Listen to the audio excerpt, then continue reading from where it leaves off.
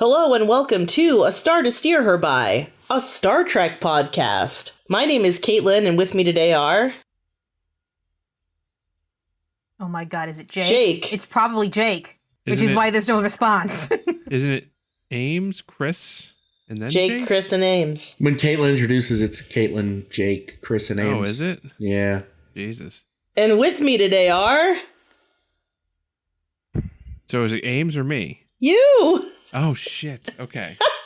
You're faking. No, I'm not. I actually, for some reason, I was thinking it went the other way. It's remote. It's late. I don't blame you. Okay. Oh, I thought you were about to say something way more bitchy than that. I think we should look this up, but I'll take your word for it.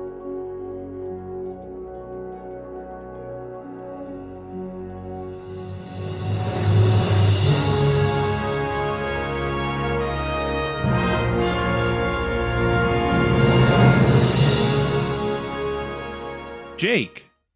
Chris. And Ames. And we're here together for episode 283. Woo! Bitches. That is like one digit closer to 300 than last week. It's crazy how that happens. And we're here today to talk about 2 episodes of Star Trek The Voyager, Timeless and Infinite Regress, or Regress. Or Regress, Red dress, actually. Red dress. Lady in red. You want to meet the lady in red? That's the Matrix. Anyway. Oh, thanks. Thanks for that. That was for Chris, actually, so go fuck yourself. Why was there a goblin? I don't know. Why would you call me that? All right. Speaking of goblins, I don't know. I don't have any segues, man. Speaking of bad acting, in Timeless, the Voyager crew, they're all having a big soiree party because they have figured out how to use the old slipstream technology, whatever it's called. What is it called? Slipspace? Quantum slipstream. Quantum slipstream? Is that really what it's called? Mm-hmm. Anyway, they've harnessed the old quantum slipstream that we heard about, I don't know, some other episode ago. And they're ready to go. They're going to rock it. They're going to get home in 5.5 minutes and it's going to be great. And everybody's partying. But Tom, as usual, is being a big fucking buzzkill and is like, well, actually, even though we've been working on this for months, I ran apparently the first simulation that anyone ran. And it looks like if we do this, we could all die. You do a really good Tom impression. Thanks. Your goblin is better, though. Thank you. Sorry, thank you. But now we have to leave that in, Ames. I win! This time. And they're like, but we have to do it. We can't not do it. What are we going to do? There's a phase differential and we need to figure out how to fix it. We already drank the champagne. We have to now. We smashed the fuck out of some I spent not holodeck. Replicator rations on that wine. And so Harry Kim has a bright idea. What if we fly a paper airplane ship in front of the big ship and I can just send you guys back some coordinates and shit. So not coordinates, but tell you about the phase differential so that we can fix it and not die. Yeah, it's a Rudolph story with their noses so bright. Won't you shift my phase tonight? But it turns out, and this is actually where we open, it turns out that it all went horribly wrong and the Voyager winds up 6 leagues under a big-ass pile of ice. But don't worry, because Chakotay and Harry from the horrible future where everybody dies except them, they come back. They come to the wreckage of the Voyager, and they're actually looking for something in particular. They're looking for 7 of 9 because they think that if they send a message back through time through one of her cortical units, something like that, some piece in her brain, that they can send a message that will allow them to change the past and save the crew of the Voyager. And they do that with the help of the Doctor, who is he's like Harry Kim's little cheerleader through this whole episode. And also helping them is Tessa Omond? Don't know. I don't remember how it was said. I also don't know. Omond. And you know what? Harry sums it up best. Why is Tessa helping us? They're having sex. And by they, I mean Tessa and Chakotay. As we know how Chakotay loves love. They make him watch.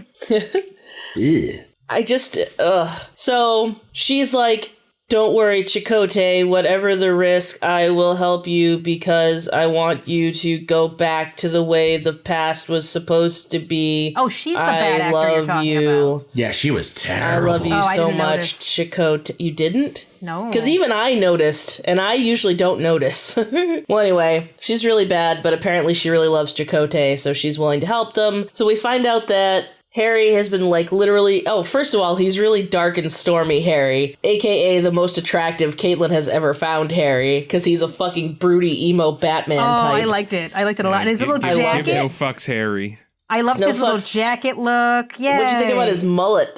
He looks great. I don't know what to say. I actually loved the gray on Chakotay as well. I was like, Ditto. I'm glad that I admitted to myself last week how attracted I am to Chakotay, because, whew... Chakotay in you know what that Chakotay gray. You know how they wow. should have melted all that ice off of Voyager? Put Robert Beltrane's hot ass down there.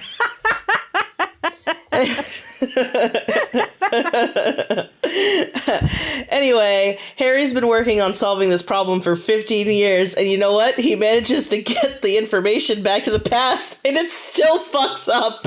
And as we're watching, Harry. as we're watching, I'm like, I hope he fucking blows it again. And then he did, and I was like, oh no! But knowing as I do that, you know, the 98% of the rest of the crew, out of that 98%, most of them must have plot immunity of some kind, so I figured they'd figure it out. And I think what he ultimately does is he, like, tells them just to, like, hard that fucker to starboard or something and just pull right out of the slipstream. More or less. So they don't crash into an ice planet. And, as a bonus, they are still 10 years closer to home, so it Yay. wasn't a complete bust. And they still have the technology, so they can try again later. You completely left out Captain LaForge. Yeah, I was Because it gonna was say, most fucking pointless importantly- and stupid. It wasn't important, it was dumb. It was a cameo. There was a reason. There was a reason, though. Yeah, was it because he was directing and he's, like, full of himself? Because it was boring. No, it's because it's the 100th episode of Voyager. Ah. And they wanted a little celebration thing. And they didn't have anybody more interesting than Geordie I thought it LaForge. was silly that Geordie LaForge, like, he's chasing down an enemy vessel, but he's not even on the bridge. He's just, like, in his office. Yeah, actually, Jake, could you give me a nerd screech? You're better at that than me. Why was he in the First Contact uniform?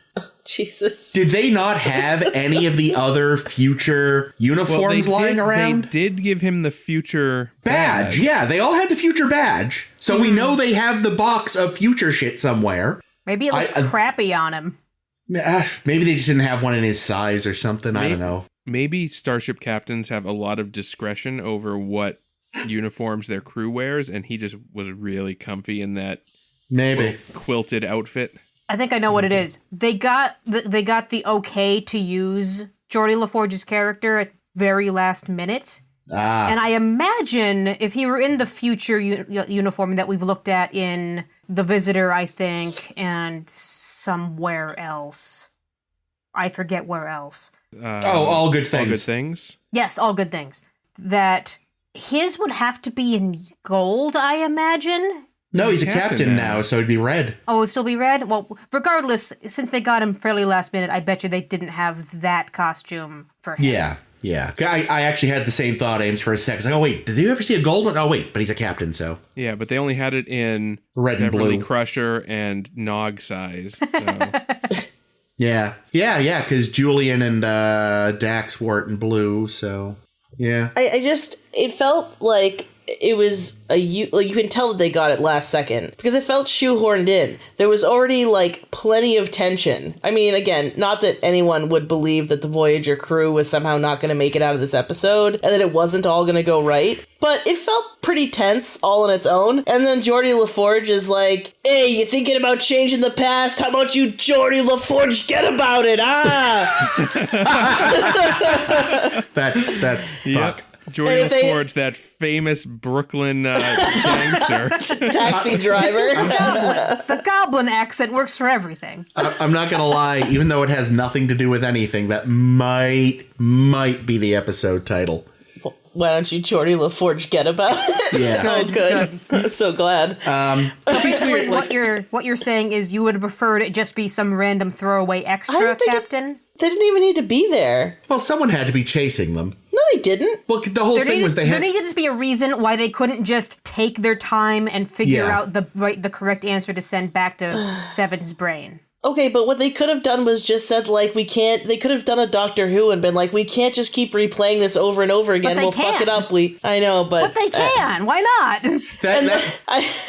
That was a great... You like that particularly. The EMH was like, the past will still be there. Just try again. Yeah, Why hasn't anybody ever thought of that? Ever. In any time travel show. But also, why in 15 years of Harry doing this shit, did he never think maybe there's an easier way than trying to get this down to the fucking nanosecond and make them, like, have the right coordinates? The thing that the Doctor, like, got him to do was, like, kind of the most obvious thing. It's like, okay, but what if instead of everyone dying and instead of everyone making it home, which seems impossible, what if we do something in between? See, I had thought of that at first too, but I think it just comes down to it kind of makes sense for, like, Harry has become so obsessed, laser focused and obsessed and so busy blaming himself and being like, I'm going to do this particular way, that the obvious third solution isn't going to occur to him because he's so in like 15 years. Yeah, but it wasn't so much about, it was his fuck up and fixing his fuck up. Yeah, not coming up with a whole new fuck up. Yeah. Yeah, so it's like that, if only I had, done this one thing slightly differently, everything would have been better. Yeah, instead of just not doing the thing at all. Yeah. I think what I liked best is when he realizes that the message went through, but they're still alive. And he's like, "Why are we still here? Yeah. It didn't work." I was like, "That's so good." That's like, wow. That's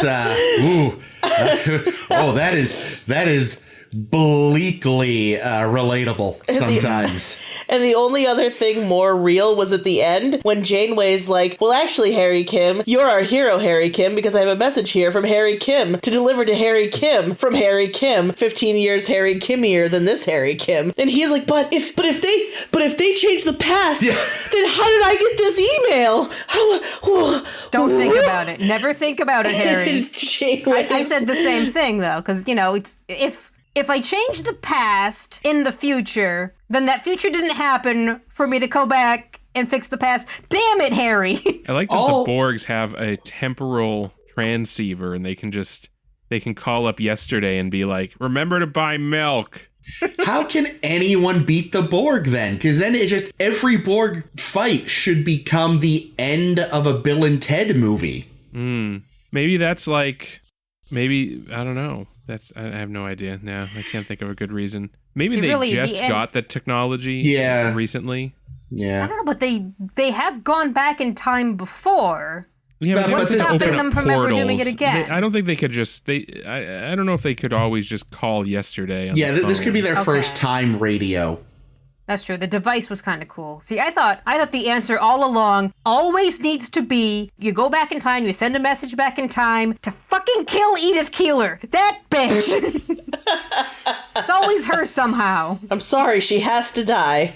There we go. That's actually really... The Guardian prevents grandfather paradoxes. It just somehow intercepts and deals with it. I thought you were going to say that... The Guardian is how they got the call back there. It was like some kind of weird Back to the Future past collect call business. Harry should have had the email delivered to him by a man in a raincoat during a thunderstorm, like the end of Back to the Future 2. Or Carrot Top, like in the call 1-800-CAL-ATT ads. Holy shit, I forgot all about those. Carrot Top or call ATT? Yes. Both. Actually, no, just call ATT, because I believe we talked about Mr. Top a few weeks ago. Bro, have we mentioned that he is jacked as fuck now? We did not. He's jacked as fuck now. That is true. Damn. Carrot Top, like... Can carry twice as many He props. used to be more like a Carrot Bottom, and now he's definitely Carrot Top. There it is. Wow.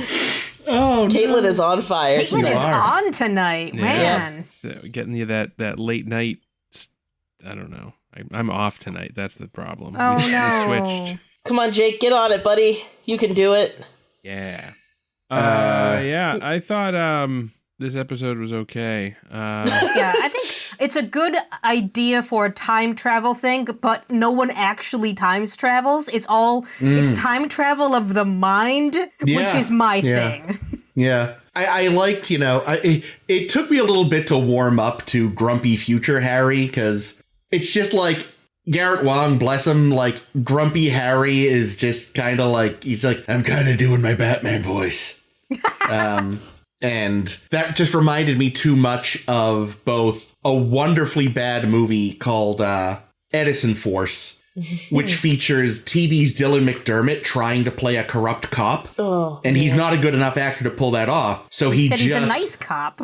He just has a 5 o'clock shadow, a leather jacket, and kind of does this. To be fair, he does shoot that bitch right through her shoulder. True. And then also, again, we will see in the Mirror Universe episode of Enterprise, Scott Bakula, not a good enough actor to be evil Archer, so it's just kind of 5 o'clock shadow, and I kind of do this. Oh, God. And yet you love that episode. Oh my God, it is so good because it's so bad. Like, it's beautiful cheese. I love it so much. God. You know what else is a beautiful cheese? Smoked Gouda. Yeah, I'm with you on that. Right? It's good.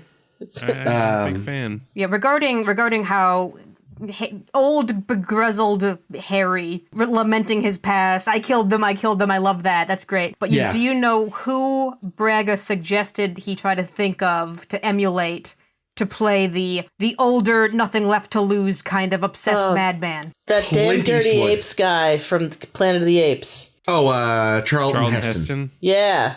Charlton Heston? I think you guys are fairly close. The answer is Riggs from Lethal Weapon. Riggs. Which one's Riggs? What's his name? Mel Gibson's character? Yes, or Mel Gibson's character. Yeah. Oh, okay. Not Murtaugh. Right. I haven't ever actually seen a Lethal Weapon movie. But I've only seen the It's Almost Sunny versions of Lethal Weapon movies, which are great. I think Garrett Wang heard that, thought they were saying Murtaugh because he was definitely doing, I'm getting too old for this shit. He's not that old. He looks great. Well, that's the other. It's funny. Like, I kind of wonder, should they have aged them as much as they did, considering it's Star Trek times? So really, like, they did it themselves. I bet Chakotay paints that on every day. The gray in the hair. He might. Yeah, I mean, it's Star Trek times, but it's also been a rough 15 years for these guys. So true. That's true. I think that's the one thing is I get Harry. Because, like, he has been kicking himself for 15 years. They never really establish why Chakotay... Well... Because Harry asked, I bet. Yeah, Harry's his friend and he's Chakotay. And also his fuck toy seems obsessed more with Voyager than Chakotay. Maybe I think that's why she's mentioned that him. in passing. Yeah, it's kind of weird. But yeah, it definitely does feel like if Harry hadn't asked, Chakotay, like, would have been sad, but not gone to these lengths. I wonder if she puts on a strap-on and pegs him as Janeway. This is getting wrong. Speaking of Janeway, so we see a Janeway corpse, and I was expecting as, Chakotay and I want to say Wong. What's his character name? Kim. Harry. Fuck my life. The two of them are trampsing around the bridge full of corpses, and they don't really get very emotional seeing the corpses of their 15 years long dead friends. I'm pretty sure one of them was Paris, but I can't tell. I couldn't really tell. Yeah, I think one of the first ones they showed was Tom, but he was just covered in so much frost. Yeah, it could have been his stand-in for all I know. But you see Janeway, and I'm like, oh, they should have a moment, but they pass the moment, and then Chakotay has way more of a moment sitting in his old chair, remembering the great back massage that's built into that thing that we've established. All the fucking fart gas he unloaded into that cushion. I mean, the thing is... Close your eyes and concentrate. You can still smell it. Like, in a way, like, Harry has probably seen this in his nightmares for the past decade and a half. So I can understand him being kind of just like, yep, this is actually better than I imagined it. It's not flooded. I mean, what they didn't show on screen, but must have happened, is the scene where the doctor dissects 7 of 9. And then he just holds her, like, half of her face for the rest of the episode. Yep. So puppeting gross. It around. Fascinating thing about that, too, is we find out, like, holy shit, a lot of her brain is gone. Yeah, it's all Borg shit. Like a good chunk, there's a good sized chunk of just stuff attached to the skull, and you're like, oh, that was right in her brain. Wow. It's all the left brain though, so whatever that means. Also, apparently they use copper for the skeleton bits. It's good. I mean, copper's good. It's a good conductor. It's antimicrobial. Very, very good point. Good point. Good thing. Yeah. But yeah, that was unexpectedly macabre. It was pretty gross. It's like, wow, good for them. Not so good for 7. He's sitting there doing that, just like, oh, this is like when I had to get my mobile emitter out of the drone. Oh, God. One, I miss you. Used to this. How many Borg will I dissect? So I out of a Borg. I didn't quite manage to nail it because I couldn't think of what I was saying. But after he had chopped her into pieces, I was like, well, she's not 7 of 9 anymore. Now she's pieces of 8. No. I know there's a reference there, but I don't know what it is. Oh, it's what they call pirates booty. Oh, okay. Thank you for explaining the joke to our other... I'm sure most people don't all know the joke. Well, like I said, I knew it didn't quite work, but I felt good enough about it to mention it, so... That's fine. They weren't all going to be gems. Yeah, so I know the like inspiration for this episode is Braga, who's all out of his mind most of the time. Sure. Just has this visual in his brain. He's like, this visual is so interesting to me. I want to kind of form an episode around it. And it's the visual of Voyager, like, entirely encased in ice. Which is a great visual, but then the visual effects team, as he tells them, I want a shot. You see Voyager 10 or 20 meters under ice, entirely and like enclosed in the ice, and the visual effects team is like, if it's that deep in the ice, you wouldn't be able to see it because the ice would be thick and it would just look like white, or would just look like ice. Black ice, or. Yeah, there was some imagination, visual effects artist. Jesus. Well, they finally did what they asked him to, and they said that they said up and down and all over again. It just looks like it's in the water, and not that it's encased in ice. What did you guys think? It looked like ice to me. Seemed like ice to me. Yeah, I thought it seemed like ice. Very clear ice. I mean, it just looked like a frozen lake, you know. The Planet went on YouTube and looked at those bartender videos about making crystal clear ice cubes. Oh yeah, you have to boil the water first, right? I've never watched one, but I think I saw something. Let's go with We don't know that planet's made of water ice. It could be some other material that's frozen. Okay. Yeah, it could be like there we go. I don't know, frozen hydrogen. Frozen piss. It'd be frozen piss. Oceans of piss. Wow. Frozen piss, if it was that clear, you are super hydrated. Yeah. You have reached nirvana. You've drank so much water. Yeah, so I thought that for the period, for the time period, I thought that the visual effects of the crash looked really good. Agreed. Yeah. Yeah, definitely looked good. Yeah, a lot of good detail. They had the cowling come off one of the nacelles. Didn't just have it fly off. Yeah, I read that it's like part CG and then part filmed elements too, which I feel like they've been doing less and less. And they had like they did a little crashy crash into like a whole bunch of what did I write down? Baking soda that was the snow, so it would fluff up as they crashed into it. Oh, that's great. So that was kind of cute. Yeah, nice. I think in general this season has been really strong in the CG department. Yeah. We also see the Delta Flyer blow the fuck up, and I thought that looked good. Mm-hmm. Yeah, and I wonder. This is now. Oh, sorry. I was going to say, I wonder if that is the first time we've seen a CG Galaxy class, but I bet you some of the ones in DS9 were. Yeah, probably were. Oh, that would make sense. This is now the second time Harry has been killed in an exploding shuttle while he fixes timelines. Yeah. It's really funny. I keep thinking every time there's for some reason the crew dying in a horrible way for an episode that usually either gets reverted or something else has gone on. Memory Alpha like counts how many they're at, which makes me assume there's going to be way more because they're already at Janeway has died like 9 different times. Oh dear. Are they counting every individual time she died in that episode where she kept dying? Oh, I don't know. I'd have to go back and check. That might have been only 1, so I'd have to check. Or that might have been 0. Was that the weird Nazi one, or was that a different one? No, that was the one. Yeah, there's the one where she's like on the brink of death, and the death alien appears to her as her daddy. Dad. Oh, yeah. I think that thing is technically she never actually died in that episode. True. But we see her die, and it's the depiction, I think, that they're counting. Okay. Yeah, because she didn't actually die in this one either, because that timeline never happened. True. And I've done cross-eyed. Yeah, but it counts because it was in the plot. They just happened to undo it. Right. I think we've only actually seen one actual Janeway die, and that was in the double Janeway episode. Yeah. The universe Harry is actually from. Yeah. Yes. The ending was so weird. I felt like Janeway had such a weird look about her. Because she was just trying to not think about it either. the ending where she hands Harry the letter from himself? That was the face she had to make. That was the face she had to make to actually actively keep herself from going cross-eyed thinking about the paradox. Yeah.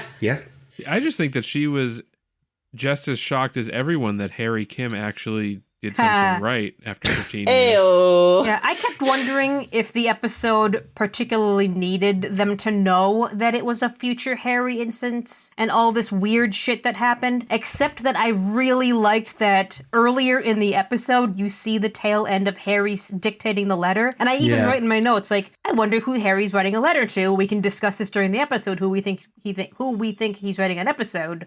Writing a letter to. God damn it. Can't talk. Yeah, who we think he's writing a letter to, but then it gets solved because you see the letter. Yeah. So and they actually do that twice in the episode. The other time, which I thought was pretty cool, is when Chakotay's on the bridge and he sees, there's an audio file here, and he plays it, and it's like a garbled captain's log, and then we hear Janeway record that captain's log later. Yes. So I'm sorry to start laughing while you were presenting us with like very not funny facts, but while we were watching, I didn't understand a fucking word she said. And I said, what did she just say about duck fat? What did they say was fried in duck fat? And Chris is like, she's Valor? I was like, what? No. Yeah. So I'm way deafer than I realized. It was supposed to be a very garbled transmission. It's very nice of you, Ames. Did you pick up later that it was the one that we hear her saying? Yeah, she was like, hey, so they duck performed well, and also we deep fried Neelix and duck fat. And I was like, that sounds delicious. That does sound kind of delicious. Oh, speaking of Neelix, I did, I liked his little stuffed fly The fur fly, I liked it. Yeah, it was cute. I kept thinking, like, You're first bringing this out now. This is supposed to be like a little good luck trinket, and this is the first you've brought it out. I feel like there's been many instances where you probably should have introduced us to this thing before.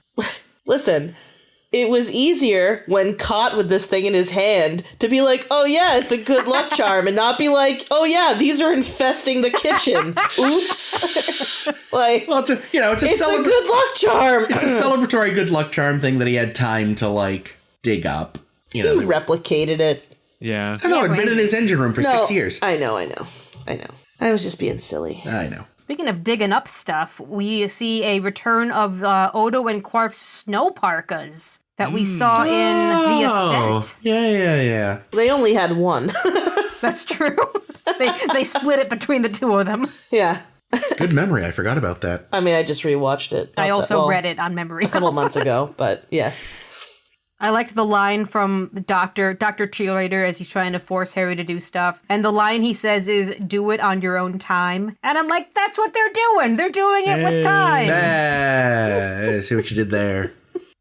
That woman, Tessa, as bad as her performance was. So bad. And it was really bad. I don't know. I felt that there was some genuine affection between her and Chakotay. Maybe it was only coming from Beltran's side. Yeah, I think so. Because it wasn't just that her line deliveries were bad. There were moments where she was just in the background. And I guess she was maybe trying to react to things. But it was really hard to tell because the faces she was making made like no sense. Okay, I'll have sometimes. to go back and watch these. Yeah, no, she was fucking awful. Well, I'm going to assume that somehow, despite not knowing of each other's existence, they will find each other. And have sex. And make Kim watch. In front of Kim. I think I said this last night, but I said that the reason that we could explain that this woman had been cast in the show was also summed up by Harry Kim saying they are having sex, her and Beltran. It's like the only way it would make sense that she got this role. Actually, weirdly, it was her and Wong. I don't mean to be harsh, actually. She tried, okay? Did she? Probably. I looked her up. This is the last thing she did. She probably, but she probably still tried. She probably tried especially hard in that case. She was probably like, if I don't get rave reviews for this role, I'm quitting acting. And then everybody was like, wow, did you see how shitty she was? She's going to listen to this podcast just because she saw that someone was talking about the episode she was in. Ugh. She's probably going to cry. Yeah, well, that's exactly what's going to happen because we're horrible. We're just yeah, I don't know why you guys are being people. So horrible to her. Well, because she was a bad actress. She's very pretty. Yeah, I mean, imagine like... I mean, we've shit on bad extras before. We're shit on bad... Now we're just shitting on a bad principal extra. That's fine. It's usually Pavel.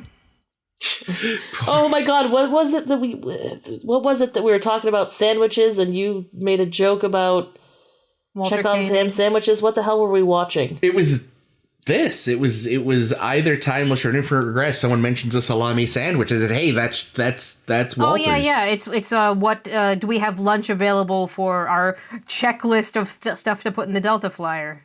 Right. I like that. That was a cute little touch.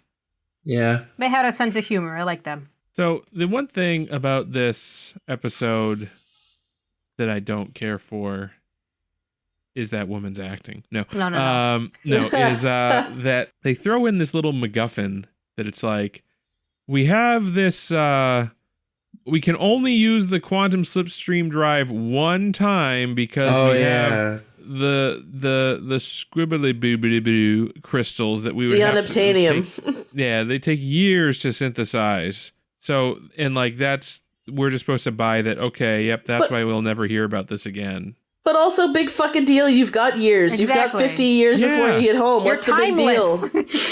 Like the episode title. And obviously they only learned about Slipstream Drive, a couple months ago when they had that other dude on board.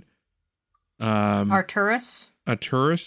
So that's when they learned about the technology. Where did they get the crystals from between then and now? Factory. They found a factory. They bought some. The factory's like, oh yeah, these take years to. You got here at just the right time. This vintage just came out of the cask. These are the last ones I have in stock. It's not gonna be cheap. But yeah, they may have just found some naturally occurring ones or something. But now if they need new ones, before the Dauntless left, they stripped it of useful stuff. There we go. Yeah, I guess he did install a quantum drive on the Voyager, but it didn't work correctly or something, right? And they've been. It sounds like they've been working on it more, and it also sounds like Janeway says at the end, we've taken it apart until we can get it working better again. Yeah. But I think now we're never going to hear from it again. We'll see. I don't know. When I said after Hope and Fear, and then we never hear from it again, it turns out I was wrong. So we'll never know. Well, Jake said at the time we would hear from it at least once more. So. And this was what I was thinking of. Yeah, I don't recall us talking about it again, but I mean, it's possible. It's just something I can't remember. Yeah, the thing I could have done without this episode was making Seven get drunk at the party. Yeah. All right. It didn't bother me. I thought it was dumb. I actually thought it was cute because she was like, you and I, we are as one. We are as one. She and the doctor, her drunk bants was really cute. I was about to say, I wasn't sure about it until she was gesturing to people he's my guy. That was kind of funny. Yeah, the Borg equivalent of, we're like this, man. We're like this. Yeah. Do I think that... Yeah, I mean, I do think it was goofy, but I liked it, and it was nice to... Also, it is kind of amusing to think that she's a lightweight, because of course she's probably never had alcohol. Yeah. Synthahol? Yeah, Synthahol can get you drunk now? What? Well, I thought that was the point. Or is it legit alcohol? Well, no, because he said your Synthahol blood level is... But wait, let me ask a different question. What is even the fucking point of Synthahol if it doesn't get you drunk? Maybe, I don't know. Well, I wonder if... What is it, because it tastes good? Because we all know that's bullshit. Maybe it can get you drunk, but it doesn't give you a hangover. Well, yeah, that would be perfect. But if it doesn't get you drunk, I don't see the point. I know it's not maybe it's not addictive, too. a book tried to explain it away once, so obviously it's not canon, but I remember basically it's like it can get you drunk, but you can apparently recover immediately if need be somehow. You can just basically be like, I gotta be sober. Yeah, I also think of it as they've made it a social drink and not an inhibiting drink. But she was inhibited. Yeah, and that's why I didn't like it. I feel like I don't like most drunk acting because it just feels out of place and stupid. Here's the thing. To Caitlin's point, if alcohol didn't get you drunk, you wouldn't drink it. It doesn't taste good. You just drink Coke. You just have soda all the time. There's non-alcoholic beers and people drink them all the time. Well, the people that drink them are people that are alcoholics probably. I don't know what would compel someone to drink a non-alcoholic beer. My dad drank them for years. Really? That's weird. That's a weird thing. Yeah, like I mostly know, like it's kind of usually, again, like Jake was saying, it's usually like recovering alcoholics. It's to kind of like, well, so you can still do your social with your buddies, and you can still have the taste, and it's still, So that's synthahol then. Yeah, but again, non-alcoholic beer only exists because real beer exists, and synthahol, I don't know, I don't see it. Yeah, it is strange because again, it's like maybe I just have a bad palate, but I've never really drank an alcohol and thought, yes, I would drink this if it wasn't going to give me a buzz. Well, I say that, but a Pimm's and ginger ale tastes rather nice, actually. Chris does like a Pimm's cup. Yeah, but at the same time... But I would not drink a gin and tonic if it wasn't going to make me a little fuzzy. Well, I'll always have a mint julep. Read 99% gin and an ice cube. Gin in a glass. Mint julep. So that's basic. I remember there's a story that allegedly, what's his name? Churchill's recipe for a gin martini was a generous portion of gin, glance at a bottle of vermouth, and drink. Yeah, that sounds pretty good. See, that makes me almost as mad as that woman I overheard being like, get me a vodka martini, but skip the vermouth and put the olives on the side. I was like, bitch, that is not a vodka martini. That is vodka and snacks. That is vodka and snacks, ma'am. It's not that's not a thing. So. And replace the olives with jalapeno poppers and keep them on the side and don't charge me extra. Oh, but jalapeno stuffed olives are fucking baller. That's pretty good. Getting back to how you guys are a whole bunch of pieces of lushes. No, I'm past that. I'm past that now. What I did want to see, and we didn't really, we saw the discussion of, is the Kim Chakotay heist in which they stole the Delta Flyer, which I think must have been very fun. I'm guessing that they probably just posed as Starfleet and just like, we're like, all right, we're here from Starfleet. We need to we need to borrow the Delta Flyer for something or other. And because Starfleet has absolutely zero security procedures, whoever was working at the shipyard is like, yeah, sure, just keys are in the in the sun visor and just top it off with gas when you bring it back. They just sent a kid onto the bridge and we're like, all right, just do it.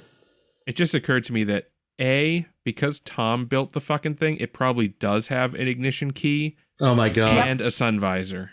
Yeah. Fucking hell, Tom. It's got a little moon roof. You pull it open. Unfortunately, it's actually a moon roof, so you pull it open and get sucked into space. It's actually a moon roof. You open it up, and it's just a video of a moon. There you go. Oh, there we go. Cool. Anything else on this show? No, I like it. Speaking of 7 of 9 acting different. Were we speaking of that? I guess we were. Well, I guess that brings us to infinite regress. God, wherein the term multiple personality disorder is misused and gross. But that's not why we're here. In infinite regress, 7 of 9 is hearing voices and starts to take on entirely different personalities from her normal one. At one point, she becomes a Klingon male who does like tries to do a mating ritual with B'Elanna and bites her face. As they do. She winds up playing tic-tac checkers with Naomi Wildman while chewing bubblegum and acting like a bimbo, which was fun. she's a Vulcan, she's a Ferengi, she's a little bit of everything.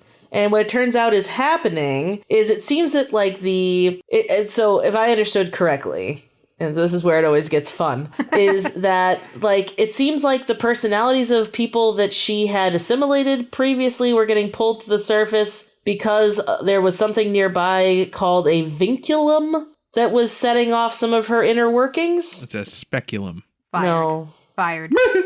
Is that about right though? It was vinculum. Oh, did I spell it wrong? Is that what it was? Vinculum? Well, whatever. I thought there was an extra syllable. There may have been. I may have. I thought it was vinculum because Pat made a joke that it sounded like thinculum. I'm not gonna lie. Until he said that and it was a joke, I thought that's what they were saying. Maybe it is vinculum then. I thought it was vinculum, but I'm pretty sure it's vinculum. But anyway, so there's this vinculum thing nearby, and it turns out that it's infected because there is a species that we only get named 6339, and they intentionally infected, what did they say, like 13 or 12 or 16? Something in the teens, double digits under members. 20. Yeah.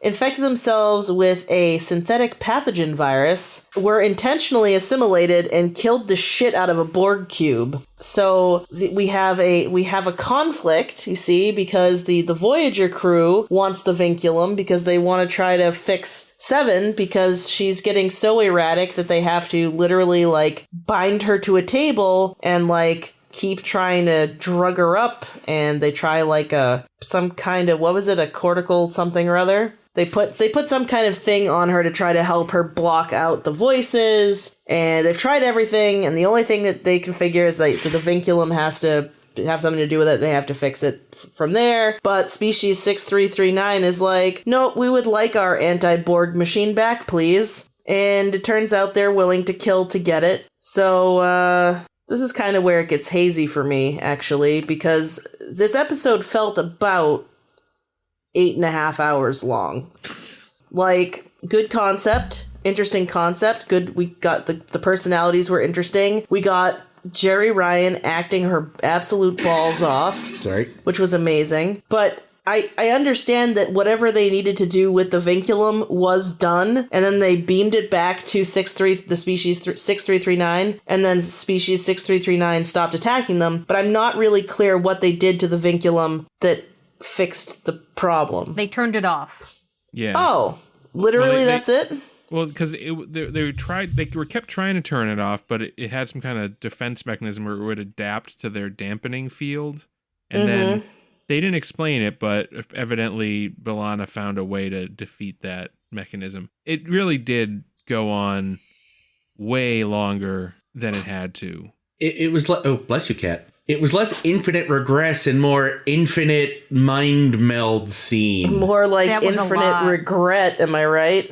For a change, they remembered the mind meld existed, though, which I was surprised by. Yeah, that's nice. But then it lasted way too long. Yeah, that scene was awful for a long time. Yeah, and it also, like, it was kind of nauseating to watch because of the fisheye lens technique they were. Yeah, well, it was like fisheye, but it was also blurry and like motion trails. It was not a very appealing. That scene, thing to watch. I don't know how long it actually was, but it felt like fucking 10 minutes. Yeah, I know it was nowhere near that bad, but it felt endless. To me, this episode, again, like I think Caitlin, you said it best. Like it was a good concept, but it just kept going. Like they could have executed all the ideas that they had in half the time, but that was the thing. They had to extend everything. Well, because there just wasn't enough idea for the full length. You know, it's like piling on new ideas because now we have species 3675309. We've got mind meld happening. It's like every time they wrote themselves into a corner, so they blew up the wall and extended the room. Mm-hmm. Yeah, it was like they basically felt like they had this idea. We want to see Seven do a bunch of different personalities, and they never really got much further beyond that. But I think that alone could have been a cool concept. Oh yeah, totally, definitely. I don't think it needed the. I don't know. I like the idea of the species that is trying to get revenge on the Borg or trying to take out the Borg through this novel contagion that they've created. I think that's interesting. And maybe we could have spent more time with them and understanding their situation, like Arturus, where he, Yeah, I mean, that's the thing. It's not hard to understand where it's just like, yeah, fuck the Borg. Picard thought about infecting the Borg once with a different kind of virus. Yeah, everyone's tried this. If we did the Hugh thing, but actually carried it out. It was kind of unfortunate, though, that, they were unwilling to be reasonable. Oh, what else did they have to do to be reasonable? They don't have a cure. Yeah, well, and their whole plan that they, like they said, a bunch of our guys died to execute this plan and you fucked it. I don't know. Well, I don't blame them. Well, I guess I just feel like if they were like, we're really sorry, we didn't realize and we want to give it back to you, but we just need it for a minute. Well, that's what Janeway said. But that's what I mean. I don't know why they wouldn't just let them hold on to it for a minute instead of just, I don't know. I guess you're right. I don't know. I mean, I could see it either way. I don't know. I don't blame them for being pissed off. No. And I don't blame them for having the coolest outfits of any alien I like their we've outfits. ever seen. Question though about Janeway asking, can we hold on to it a minute until we cure 7? But they're turning it off, so it's going to now be moot for other Borg. So really, they're destroying species 6339's work. Yeah, I mean, unless the Borg turn it back on when they find it, but who knows if they'll find it now. Maybe species 4, 5, 6, 7 has a way of turning it back on. I don't know. Yeah, because once they beamed it out into space... I mean, here's the thing. We know it doesn't work because we're going to see the Borg again. Yeah. I'm just saying, species 42069 could have been a little nicer about it. Here's the thing. I'm pretty sure they even said their actual species name briefly at some point. I think 7 even said, oh yeah, species 6339 or so. Either way... find out why have they fallen into this weird pattern of using the Borg designations? Because Janeway is a jerk, and she's like, it's not even worth my time to learn their names. We're not going to see him again. Maybe, you can't pronounce species 8472's name. They could tell us their name, but it's, a series of clicks and whistles or something. But no, they finally, so, they're talking to Boothby, and they're like, hey, Boothby, what's your species actually called? He's like, yes, we are called species 8472. Why is he Scottish? Jesus. Listen, if it doesn't help Janeway get to her favorite thing, which is blowing up the ship, she doesn't have time. Oh, I thought you were going to say coffee, but... No, yeah, also that. Blowing up the ship by overfilling it with coffee. Speaking of coffee, we didn't mention this, but there was a very sensual dinner in the previous episode with Janeway and... I did forget about sexy dinner. But anyway. That was weird because I thought we were done pretending they might bone. Yeah, there was some subtext to her line that was like, well, don't leave before dinner before dessert. And I thought, oh no, what's for dessert? Vagina? I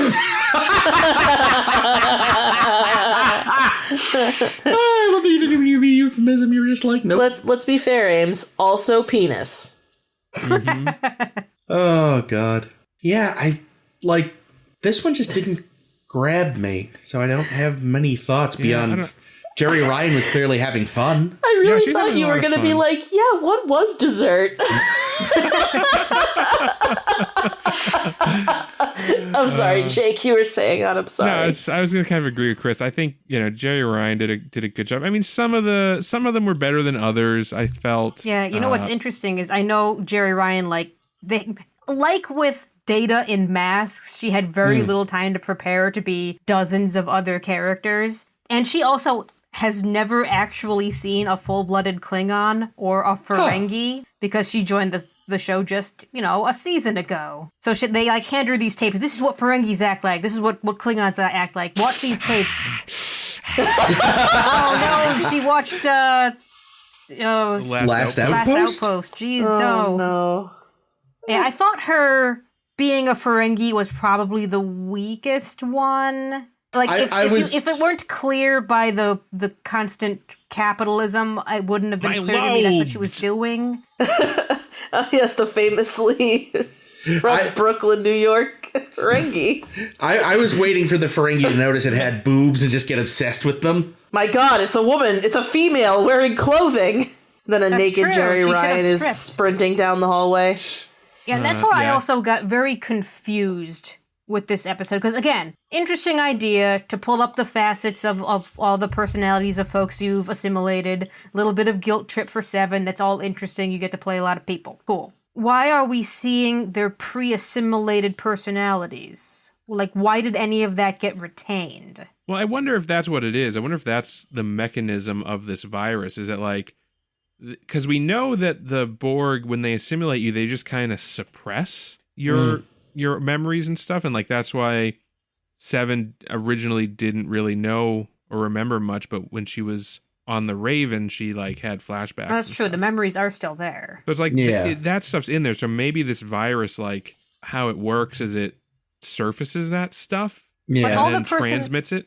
But all the personalities we see aren't really acting appropriately for the situation of, oh, we're suddenly on a starship doing a thing, except for the little girl who was afraid of the unconscious guy. That one was pretty okay. But everyone else, like, they never really react to, why am I on a starship?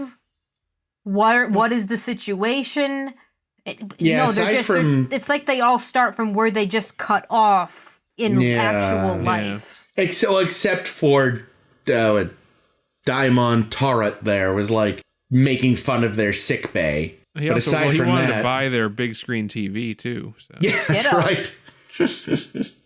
But yeah, so that's not even consistent, because you're right. Everyone else was kind of like where they got cut off, but then Torret kind of gets where they are. You're right. It's weird. Yeah. One thing I thought that was a little bit interesting is that the Vulcan personality understood what was happening. You're right. That too. That's which true. I thought was interesting, because she was telling Tuvok, it's not going to work. There's too many fucking people. It's just, this ain't going to work.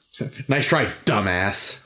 Yeah, I think my favorite portrayal that we saw was of the mother of that Lieutenant Gregory Bergen, who was assimilated at Wolf 359. Because when you think about it, it means she was also assimilated, which means she probably like went looking for him or something and then got her ass assimilated. Well, we don't know. She got assimilated. For all we know, he was killed. Yeah, we don't. That's probably true. They blew up most of those ships. I doubt they stayed and assimilated terribly many people from that battle. Oh, snap. But yeah, he wrote to me and told me to meet him at Wolf 359. It's just like, what? Really? It's like, meet me at the fucking sock hop? Meet me at Wolf 359? Is that a thing? Which I think is just a star. It wasn't even a system, right? It's honestly, that was a little more jarring than Captain LaForge. It wasn't like, it just happened to be the place where they mustered the ships to combat the Borgs. Yeah, like no one else. Good.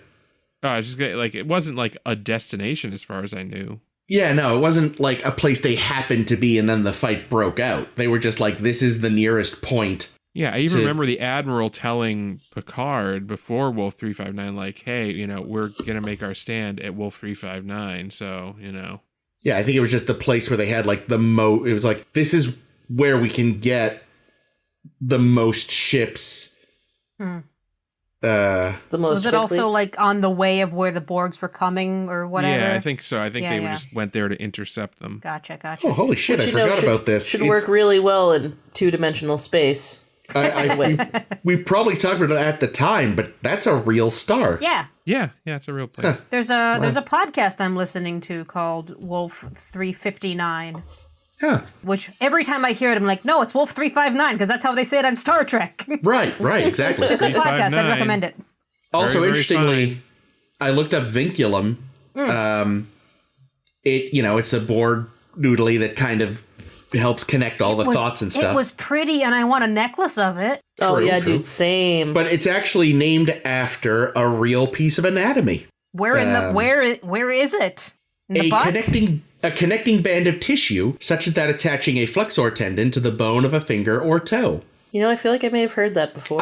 But they also may have been referring more to the second definition. It has a mathematical definition as well. A horizontal line drawn over a group of terms in a mathematical expression to indicate that they are to be operated on as a single entity by the preceding or following operator. Oh, that's that's definitely it. That's cool. So there we go. I was going to play our favorite game, which is, what do you think the original idea for this was? Oh, God. Actually, that briefly reminds me what I was going to say last episode. Finally, they kind of sort of got to mutilate a crew member like so many writers have wanted in the unused pitches. Was there any mutilation in this pitch? Close. Oh, God. So the original idea was someone, unclear if it's like an alien or just somebody else or what, but somebody, I'll say an alien because that makes sense, meets Seven and says, oh man, a friend of mine got assimilated and by your cell, so you probably have their memories. So I'm going to try to pull out that person from in your brain, Seven, so I can have this person back. Ta-da! See, I was about to say that might have been a better episode, but then again, we kind of sort of had that in TNG, back when they were still pretending Data had the memories of all the colonists. Oh, yeah, we did. And there was that woman who was like, my son's in you somewhere. Yeah. Which I forgot about till just now. Man, remember when they used to pretend Data had all those memories? Rarely. I forgot all about that. It only came up a couple of times. Yeah, they dropped it really fast. Well, he probably just did a wipe so that it would stop coming up, you know? Yeah. He defragged that or something. Discharge your pipe and have a wipe. That's the rule. But that might have been a better episode. You could have built more interesting drama around it, I think. Yeah, it's like, I like all the pieces of this episode. I'm not sure they fit together. In a way, we also, that also could be seen sort of, not really, but sort of, depending on how they did it. Could have been a rehash of that time Dax met their old spouse. Yeah, but that was a great episode. Yeah. It was, but I mean, like, you know, if you did it like, oh, that person's still in there and I love them, it's like, yeah, but I'm me now. And then it sort of becomes Tuvix, because it's like, well, but yeah, I'm not that person anymore. But also, they didn't, there's never been any sense that Seven just carries around the memories of people that she assimilated. So yeah, that's the thing. A lot of sense. That's not how Borg would work, I would think. Yeah, me neither. Which is why I was very distracted by, wait, how does this work? Why are these people here? Kind of thing. Yeah, like, I mean, is it logical that maybe she might have somehow accidentally picked up some memories that weren't hers, and now that she's been de-assimilated, they're floating around, but a whole personality, that's a whole different kettle of fish. And like, why is it all, it seems that it's mostly Alpha Quadrant species. Although I did notice at least one Hirogen in the... Yeah, there was a Hirogen, there was a Hirogen, there's a Vidian, a Voth. Oh, I missed the Vidian. Yeah, there was a bunch of Delta. There was a bunch of people whose makeup they had on hand. Yeah, there was a Cardassian. Love seeing them. Yeah, there was a Cardassian. Yeah, when they were doing their crazy interspecies rave scene. Yeah, I called it a rave as well. You did, and it was because when you said, like, "Are you guys here for the rave?" Oh yeah, when they first saw the species 6339, and then there was a rave later. It was actually pretty funny. I love how Seven refers to Naomi Wildman as the sub-unit of Ensign Wildman. I love that. I love that as well. I must try to work that into my... vernacular? Yeah. Nice subunit. And listen, I know that we don't like kids that much on this show, and obviously I also don't like kids that much, but I did think it was really cute how, like, touched she was by Naomi's drawing. It was a bad drawing. You know, the thing is, it wasn't a great drawing, but then I thought about it, and I thought, you know, the thing is Naomi Wildman didn't even draw that. They paid someone in the props department to make that child art. Yeah, for a child, Naomi is fine. She's not the worst child we've met. She's a good enough actor. They write her like a kid, which, on the one hand, well done. On the other hand, I find kids generally annoying, so it's like, But then again, I also find preternaturally intelligent children in fiction, like, almost more enraging, so it's like, there's no winning with me. Yeah, I think she's the level of intelligent that makes sense for her. Oh, yeah. She's not that's the thing. She's not like... the only example I can think of when I tried to read DeLillo's White Noise, like, the main character's children were just preternaturally, like, just so smart and witty and clever. It's like, they're supposed to be like 12 and 13. It's like, oh, fuck you. You don't know how to write kids. Stop it. No, it's because they're really brilliant children, not because I'm a bad writer. How dare you? Yeah. I don't know who that author is. They might be a great writer. Yeah, I have White Noise. I've read it. I remember none of it. I remember it being real fucking weird. I've read Cosmopolis in college and loved it. And that's why I tried to read White Noise and I couldn't get through it. Wasn't just the kid, there were other things. It just did not grab me. Yeah, so it sounds like we're moving on. Yeah, there's just really, Didn't grab me. It was a swing and a miss, and it was too bad. Because I think, Jeri Ryan, I think, was giving us good shit. She was, again, clearly having some fun. Oh, and I loved her and the Doctor. The more they're together, the more I like them. Yeah, they have a good rapport. They do, and the writers know it. Yeah. Which is awesome. So I liked that. That's the thing I've always said about this show is even when I hadn't seen it in years, the one thing I remembered was when the writers realized two actors worked together, they made sure to put them together a lot. Yeah, it's the Tom and Harry, it's the Garrick and Bashir, it's the Data and Geordi. Yep. Speaking of putting two people together, we're going to move on to our blog activity for the week.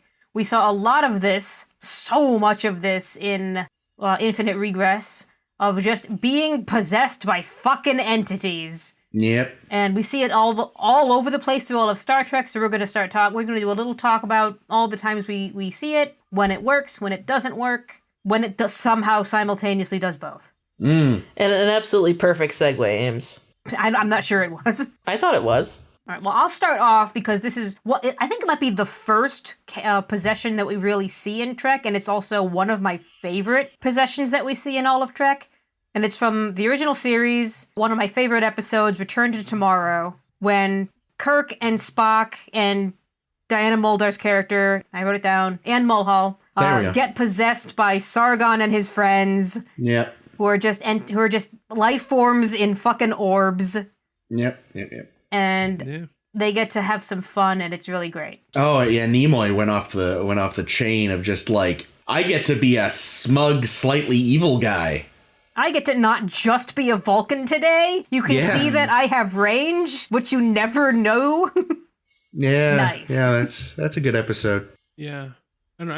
I think my top possession has got to be Power Play. Oh, that's a good one. From TNG, where Troy and basically everybody except Riker, right? Was it Riker that didn't get possessed because he hurt himself? Yeah, that's right. He was hurt. Yeah, that's right. That's right. They all got zapped, and then the little beam of light was like, "Yeah, not this guy." Yeah, and they try to take over the ship, and it turns out they're just some jackass prisoners. Yeah, they were pretending to be the crew of some Daedalus class that had gone down. Federation ship. Do we count?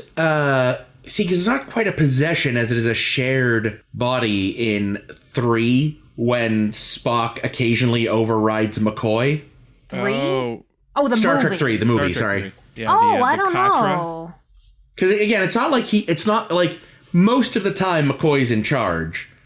It's just every so often Spock is, and then there's the moment where he sounds just like him somehow. Like, does that count? I was trying to hash that out, and I wasn't sure. Well, that's a good question, because I don't think of it as Spock possessing him. I think it's just a side effect of the Katra. I don't know. Yeah, but the Katra is kind of a possession, right? Because it's putting your life force into another person, and what's that if not possession? And there do seem to be, like, there's at least 1 or 2 moments where Spock seems to be sort of in control, like when he's in Spock's quarters in the dark and all freaked out. Oh. Yeah, I never really settled on it in my own mind either. That's why I was kind of wondering what you guys thought. Yeah, I didn't even think about it. When I was reading through all the possessions on Memory Alpha, I don't remember it was on there. I'm gonna give it to it. I'm gonna say that is a form of possession. Not a classic possession, but but I think it counts. All right. By the same token, though, how do we feel about Curzotto? I was gonna ask the same thing. Here's the thing. I think it counts. I think it counts. Like, you also look at the host in TNG, which is the same thing, because then it's the rules were different. Odan possessing Riker. So if you count that, then I would probably count Facets too. Yeah, I mean, certainly everyone else definitely was a possession. I mean, again, it was all voluntary. But yeah, Curzotto is definitely a little weird because it's this merging thing. Yeah, amalgamation, sort of. Yeah. All right, so maybe we can agree to say Quark being like the mommy Trill. Those kinds count. Those were all definitely possessions. Curzotto was supposed to be a possession, but it went wonky. And yeah, Riker, again, in the early days of we haven't figured out how the Trill work. Right. Or, no, it's not they hadn't figured out. The rules were different. That was a possession. Yep. Would we say that the episode where B'Elanna is having that other lady's super erotic turned super genocidal dreams? Those were implanted memories, and she wasn't dreams. acting anything out, so... She was acting them out in her dreams. Yeah, but she wasn't, like, running around thinking she was that lady. All right, how about Sabrosa? Does that count? Oh, yes, because Ronan possesses Bev's grandma when she pops up. Oh, good point. You're not You're Nana. not Nana. Nana's dead. Oh, man, that's my favorite possession right there. Yes! That's not a possession. It's so bad. But I can tell you this, when a ghost can interact with the physical world, that's a poltergeist. What about when Cisco builds his clock? I was going to ask that, yeah. Because their personalities get overwritten, kind of, right? Like, at first, it's like they're acting weird, but then they just are the people, I think. I haven't seen that one in a while. I didn't think of that one. Yeah, I was going to ask about that one, too. Because I couldn't... It's been a while since I saw it, so I couldn't remember how all-consuming it was. Like, I think it was influencing them, but it's unclear how much they became the other person. It progressed throughout the episode. And got more and more sort of extreme. Yeah. Oh, I forgot about that one. Oh, God! You know what I forgot about till right now? Oh, I bet I know what it Vantica. is. Yay! Freaking possessed Julian trying to do an act. Oh, no! His Dracula accent. Or Draccent. That's how we always misremember it, apparently. Whatever. Because wasn't he... Is it not actually Dracula? I think Ames corrected us on that. Yeah, so the story, I remember, the reason we keep mistaking it to him doing a Dracula accent is because he originally did a Dracula accent, and they had to re-record all the scenes because they said you're being too Bela Lugosi. Do it again, right? I guarantee the episode would have been 78% better if they kept the Draccent. It still would have been a not great episode. No, but imagine if Draccent it is good, least, by the way. Thank you. It at least would have been that much better, you know, if like the whole time he's just like, ha ha ha, I am Vantica. Plus the name Vantica just sounds better with that voice. Agreed. Yeah. Well, what about would we say that when Bones has the super doctoring ability in Spock's brain, would that count as possession? No, that's just overclocking his processor like Barclay in the Nth Degree. Oh, God, would we consider that creepy holodeck shit to be possession? I mean, I know it obviously isn't. Why do you keep trying to change the rules of the assignment, Kate? I'm just asking questions, Ames. I'm posing questions.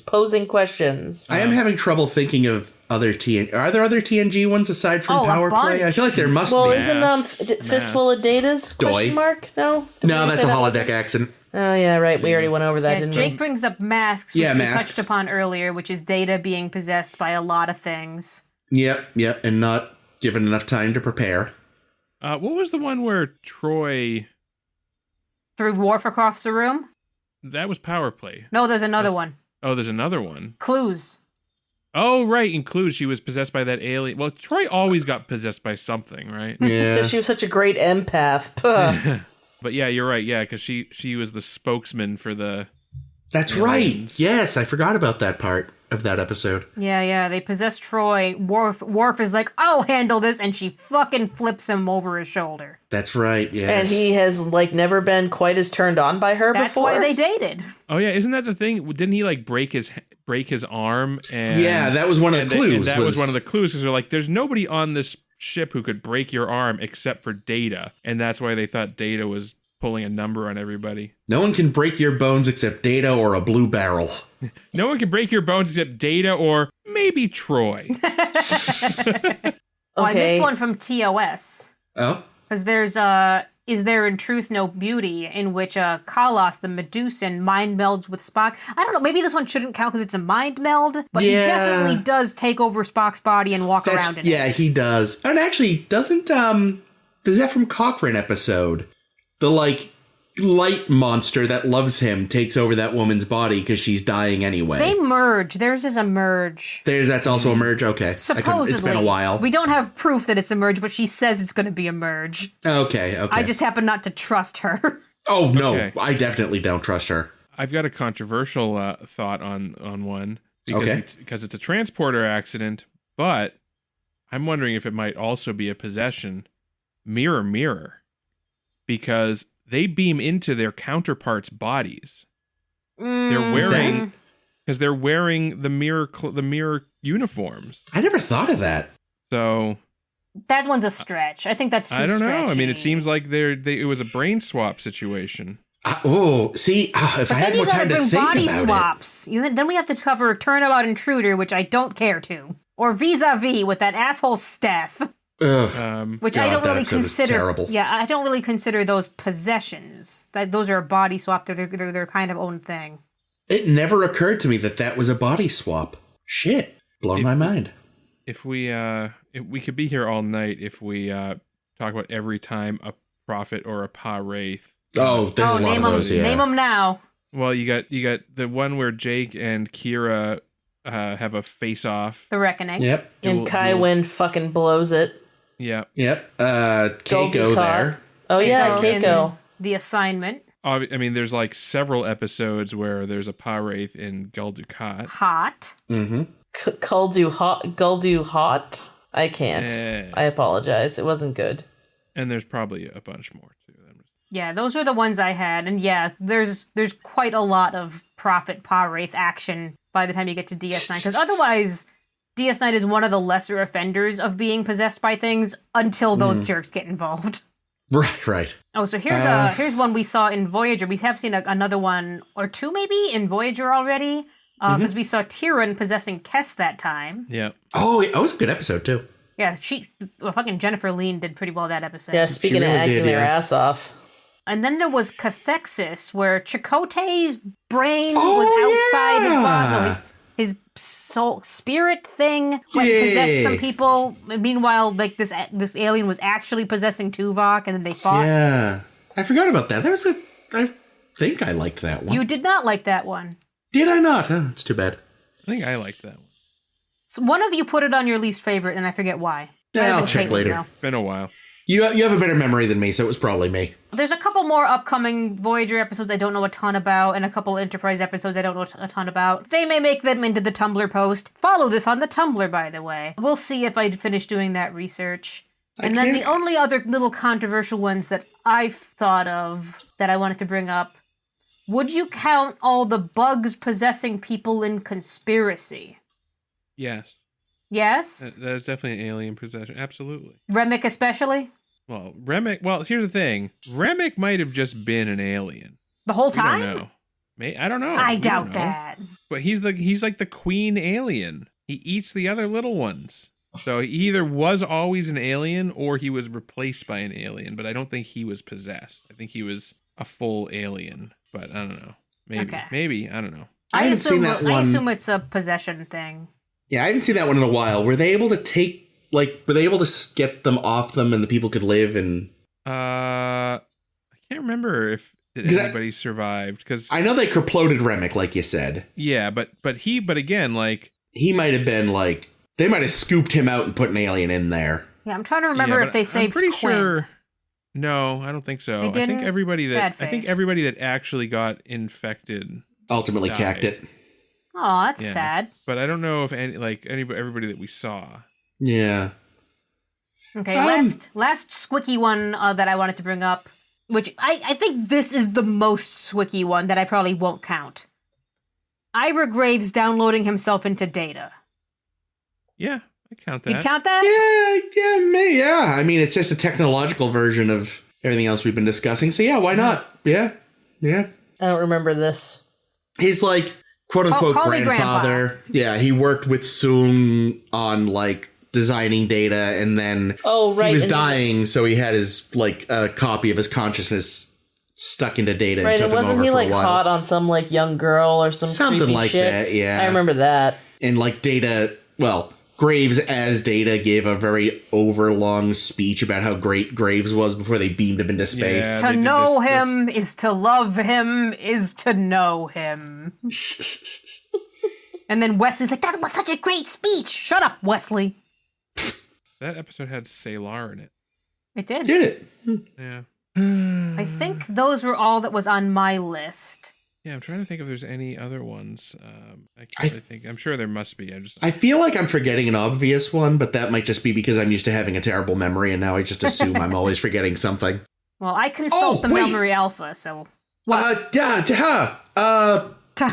Picard. It was like season 1, where he was like, he led everyone in a big toast and a sing-song, and real Picard was like hiding in the computer and put peas everywhere. That's a doppel Picard, though. That's a doppel? Here's some music by Black Eyed Peas on Amazon Music.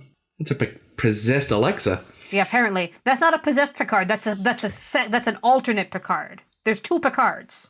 There are? The other Picard was on planet with the little Bolian girl and a bunch of aliens, and he's trying. One of them's a bad leader, one of them's a pissant, and trying to figure out which of you would like actually lead a rebellion. Oh no, not that one. It's a I think it's like a season 1 episode where like some alien offers to like Picard is gonna explore as pure thought, and it's going to take over. He types the P into I was going to say, he puts the P's into the computer to let them know he's in there somewhere. When you said peas earlier, I thought you meant the vegetable, and I was really confused. I thought you meant the Black Eyed Peas, and I was going to play some music from the Black Eyed Peas. But so you did possess our Alexa. But yeah, he goes into like 10 forward and leads everyone in a drinking song. I think you're confusing that with the other episode, because the drinking song is from... Is the double Picard The double Picard. With the test, okay, but there's definitely... aliens. Oh, God, it's definitely a season 1 or 2 episode, because I can picture him in the terrible uniform. Was it him being possessed or him being crazy, though? I don't remember. Damn it. See, it's hard to look up anything related to Picard, because now you get the damn show. Fucking show. Hang on, I've got the episode list in front of me. I can probably find it quickly. It was Lonely Among Us. Oh god, it's the one with the dogs and the lizards, and the dogs eat the lizards, or vice versa. And something bad happens. Alien life form, computer, blah blah blah. La-dee-da. What the fuck? Because he said computer. Yeah, I realized. She said la-dee-da! I think you've got to change that. Oh, Hades. I just gotta remember to mute it before we record. Oh, that little tail, hey! His tail is so cute. Oh yeah, it actually jumps through a bunch of different people.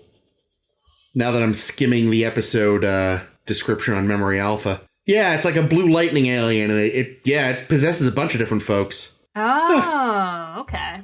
What about the mind contagion that Tuvok has? That the little girl with the Excelsior episode. Careful, honey. Help me. That's another dream, though. Yeah, it doesn't take him over. I think we're way in the weeds. That's true. Yeah. Lonely Among Us, definitely possession. Yeah, I would count that one. But yeah, Tuvok's mind parasite is again, it never takes him over. Disease, it just kind of hitching a ride in his brain, and then it gets genocided. Man, if we ever do genocides, a lot of Voyager. But yeah, I'm sure if we forgot anything obvious, someone will tell us in the comments. No, they won't. They might. They never do. They never do. Somebody would have to listen for that to... We get some listeners. I know, I'm just kidding. Watch, but before this goes up, there'll be like one in... Actually, no, Lower Decks is already over for this season, isn't it? Yes, it is. Maybe Prodigy. Prodigy will have had one. God, I love Prodigy. That's true. I think there's possessions in Lower Decks, but most of them are just references to previous episodes, like masks. Of course. The mask aliens come back. Oh, God. But... Because they were so good the first time. Yeah. Their favorite thing is making references to things that people hate so that you can remember, like, oh, yeah, that episode that no one thinks of because they hate it. They brought in a BEM, I know, at some point. Yep, there's a BEM. Well, yeah, if we think of any others, they will be up on the Tumblr. This whole post will be up on the Tumblr. You can check out all the different instances of possessions that we've thought of. And there'll be more next week, as we usually do. We're going to be covering more Voyager next week. The episodes next week are going to be Nothing Human and 30 Days. So check those out when we return over on SoundCloud or your favorite podcasting app. We're on all of them. Make sure you're following the Tumblr at sshbpodcast.com. Check out all our great blog activities over there. We're on Facebook and Twitter for reasons. That's what I've got. Jesus Who Christ. Who knows if Twitter will still exist by the time this goes live? It's such a great joke right now that everyone's getting blue check marks. It means that every time Elon's getting $8, but sometimes people are coming up with fucking comedy gold. Well, so they actually, I think, have had to bring back the secondary official tick because Nintendo got pissed off by the flip-off Mario that was up for 2 hours. Amazing. Yeah, it's wow. Yeah. My favorite are all the various Republican figure accounts like coming on to each other. Oh, I saw that. Yeah. I don't know. I think my favorite is somebody made a fake Eli Lilly Twitter account. Who's that? Pharmaceutical. Oh, it's a pharmaceutical yeah, I saw that. They announced that insulin is now free. And the real pharmaceutical company's stock took a huge dive. They lost like $16 billion in valuation. Beautiful. Bye. Awesome. Yeah, so be there with us for, the end of Twitter next week. Calling it now. Check it for right next week. We'll be back. This has been Ames. This has been Caitlin. This has been Jake. And this is always the official Star Trek Twitter. But what if you're possessed? Do you get the blue tick then? I've been possessed by the Mooch, who has just announced that he has bought Twitter from Musk for $8. Yay!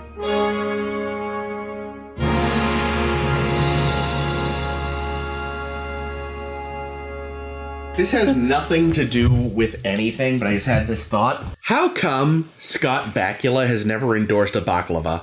Oh, God. And for that matter, why have I never seen Scott Dracula? Oh. Mm-hmm. I am Captain Archer. Oh, I like space because it's always dark. I don't say bleh, bleh, bleh.